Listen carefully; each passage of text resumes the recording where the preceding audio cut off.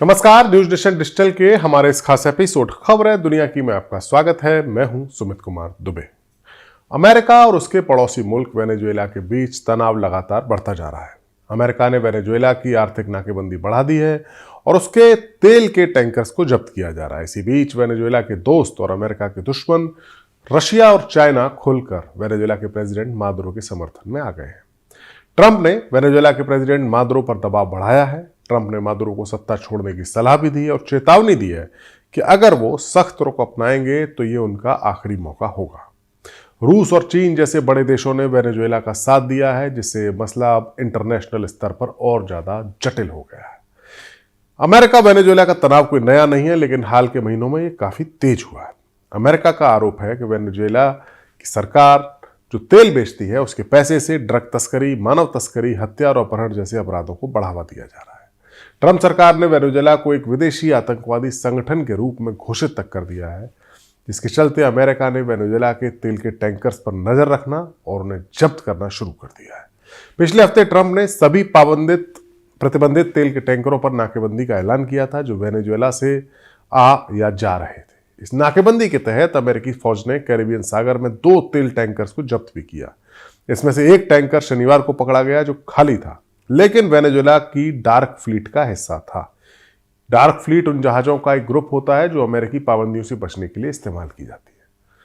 America का कहना है कि इन टैंकर्स से लगभग 40 लाख बैरल तेल जब्त किया गया है। ट्रंप ने साफ किया है कि यह तेल और जहाज अमेरिका अपने पास रखेगा, बेचेगा या रणनीतिक भंडार में इस्तेमाल करेगा, कुछ भी कर सकता है। इसके अलावा ट्रंप ने या अमेरिका ने ड्रग तस्करी में कई नावों पर हमले भी करने का दावा किया है।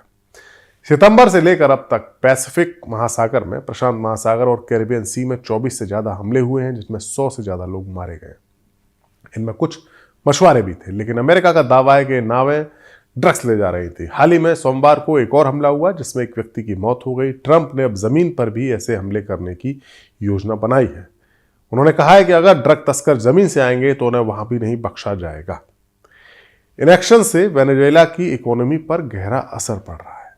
तेल के टैंकरों की लोडिंग्स धीमी हो गई है और लाखों बैरल तेल जहाजों पर ही फंसा हुआ है।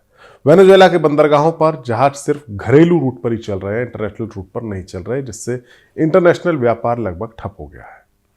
ट्रंप ने 22 दिसंबर को अपने मारे लागो रिजॉर्ट में पत्रकारों से बात की। विदेश मंत्री मार्को रूबियो ने रक्षा मंत्री पीट हेग्सेथ के साथ खड़े होकर उन्होंने वेनेजुएला के प्रेसिडेंट मादुरो को चेतावनी दी। ट्रंप ने कहा कि अगर वो कुछ करना चाहते हैं, अगर वो सख्त खेल खेलेंगे तो ये आखिरी बार होगा जब वे ऐसा कर पाएंगे। जब उनसे पूछा गया कि क्या उनका मकसद मादुरो को सत्ता से हटाना है, तो ट्रंप ने जवाब दिया कि मुझे लगता है कि ऐसा होगा। ये उनके ऊपर है कि वो क्या करना चाहते हैं। उनके लिए ये स्मार्ट होगा अगर वो ऐसा करें, लेकिन हम देखेंगे। ट्रंप ने तीसरे टैंकर का पीछा करने की बात भी कही जो अभी चल रहा है। उन्होंने कहा कि अमेरिका उनके तीसरे टैंकर को भी पकड़ेगा। ट्रंप का यह बयान उनके पुराने रुख को दोहरा रहा है, जहां उन्होंने मादुरो पर इनाम दोगुना किया था। अब सवाल उठता है कि ट्रंप को वेनेजुएला के तेल पर अपना हक इतना वो जता क्यों रहे हैं? आखिर इसकी वजह क्या है? इसके पीछे की कहानी को समझते हैं। वेनेजुएला दुनिया के सबसे बड़े तेल के भंडार वाला देश है। सन 70 या सन 80 के दशक में अमेरिका की कंपनियों को खुली छूट मिली थी वेनेजुएला से तेल निकालने की, लेकिन 1976 में वेनेजुएला की सरकार ने तेल की इंडस्ट्री का नेशनलाइजेशन कर दिया। अमेरिकी कंपनियों को बाहर जाना पड़ा। साल 2007 में उस वक्त के वेनेजुएला के प्रेसिडेंट ह्यूगो चावेज ने और ज्यादा सख्त कदम उठाए। उन्होंने अमेरिकी कंपनियों की योजनाओं को अपने कब्जे में ले लिया, परियोजनाओं को। ट्रंप इसे चोरी कहते हैं। वे कहते हैं कि अमेरिका की मेहनत और टेक्निक और अमेरिकी पैसे के निवेश से ही वेनेजुएला का तेल उद्योग खड़ा हुआ था, जिसे जबरदस्ती छीन लिया गया। ट्रंप बार बार कहते हैं कि हम इसे वापस लेना चाहते हैं। ट्रंप के एडवाइजर्स का कहना है कि अमेरिकी कंपनियों को वेनेजुएला में काम करने का अधिकार मिलना चाहिए, जो अभी नहीं मिला हुआ है। यानी खेल पूरा तेल का है। चावेज का जो दौर था उसमें अमेरिका वेनेजुएला की दुश्मनी काफी परवान चढ़ी थी। अमेरिका ने वेनेजुएला की जो चावेज सरकार थी उसको पसंद नहीं किया जाता था। मादुरो चावेज के ही वारिस है और अमेरिका का आरोप है कि मादुरो की सरकार डेमोक्रेसी का गला भी घोंट रही है, चुनावों में धांधली कर रही है और देश को बर्बाद कर रही है। वही मादुरो अमेरिका को साम्राज्यवादी सरकार कहते हैं और उनका कहना है कि वो उनके देश के संसाधनों पर कब्जा करना चाहता है। तेल की यह दुश्मनी सबसे बड़ा कारण है वेनेजुएला और अमेरिका की तनातनी का। वेनेजुएला की इकोनॉमी पूरी तरह तेल पर टिकी हुई है। अमेरिका उस पर पहले से ही कई तरह की पाबंदियां लगा चुका है, जिससे उसकी हालत खराब है। और अब ये जो नाकेबंदी ट्रंप ने की है, उससे वेनेजुएला का तेल का निर्यात लगभग रुक जाएगा। तो फिर वेनेजुएला का खर्चा कैसे चलेगा? वेनेजुएला की ओर से उसके प्रेसिडेंट मादुरो ने जवाब दिया है। उन्होंने टेलीविजन पर एक भाषण दिया है और कहा है कि ट्रंप को अपने देश की समस्याओं पर ध्यान देना चाहिए, वेनेजुएला पर धमकियां देने की बजाय। वेनेजुएला ने इन कार्रवाइयों को अंतर्राष्ट्रीय समुद्री डकैती बताया है और यूएन की सुरक्षा परिषद में आपात मीटिंग बुलाई है। ये मीटिंग मंगलवार को होनी है आने वाले टाइम में, लेकिन इसमें रूस और चीन के साथ उसको वेनेजुएला को साथ भी मिला है। वेनेजुएला का कहना है कि अमेरिका की नाकेबंदी से वैश्विक तेल की आपूर्ति प्रभावित होगी, अंतर्राष्ट्रीय बाजारों पर असर पड़ेगा और लैटिन अमेरिका और कैरेबियन और बाकी गरीब देशों की इकोनॉमी चरमराएगी। मादुरो ने एक लेटर लिखा और चेतावनी दी है कि वेनेजुएला शांति के लिए प्रतिबद्ध है, लेकिन अपनी संप्रभुता, क्षेत्रीय अखंडता और संसाधनों की रक्षा जरूर करेगा। इस पूरे विवाद में रशिया और चाइना का रुख वेनेजुएला के पक्ष में है। चाइना के विदेश मंत्रालय के प्रवक्ता लिन जियान ने अमेरिकी कार्रवाई की निंदा की है और उन्होंने कहा है कि दूसरे देश के जहाजों को जब्त करना इंटरनेशनल कानून का गंभीर उल्लंघन है। चीन ने यूएन के चार्टर का हवाला देते हुए कहा है कि वो संप्रभुता पर हमलों का विरोध करता है और वेनेजुएला को अपने विकास और सहयोग करने का अधिकार है।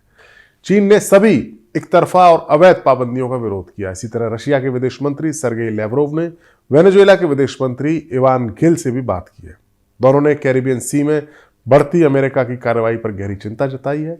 रूस ने कहा है कि इस क्षेत्रीय स्थिरता, अंतर्राष्ट्रीय शिपिंग को इससे खतरा है। रूस ने वेनेजुएला की सरकार और लोगों के साथ को पूरा समर्थन और एकजुटता की बात को दोहराया। ये बयान दिखाते हैं कि रशिया और चाइना वेनेजुएला को अकेला नहीं छोड़ेंगे। यूएन की बैठक महत्वपूर्ण होती है जहां रशिया और चाइना वेनेजुएला का साथ देंगे। अमेरिका का जो मिलिट्री बिल्डअप है, जो अमेरिका वेनेजुएला के आसपास अपनी मिलिट्री को तैनाती कर रहा है, वो जारी है, जिससे आमने सामने के टकराव का खतरा और ज्यादा बढ़ रहा है। वेनेजुएला पहले से ही गरीब है, अलगाव झेल रहा है और ये दबाव वेनेजुएला के लोगों को और मुश्किल में डाल भी सकता है।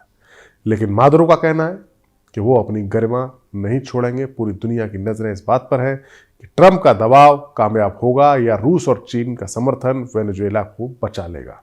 ये कहानी अभी जारी है और आने वाले दिन बताएंगे कि इसका अंत कैसा होगा। हमारा वीडियो आपको कैसा लगा कमेंट सेक्शन में जाइए और अपनी राय हमें जरूर दीजिए। नमस्कार।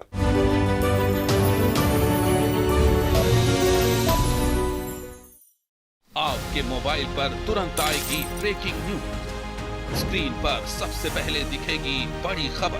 देश दुनिया की हर खबर एक जगह। अब आपके मोबाइल पर तुरंत फटाफट इंस्टॉल कीजिए न्यूज़ नेशन ऐप और रखिए खुद को अपडेट।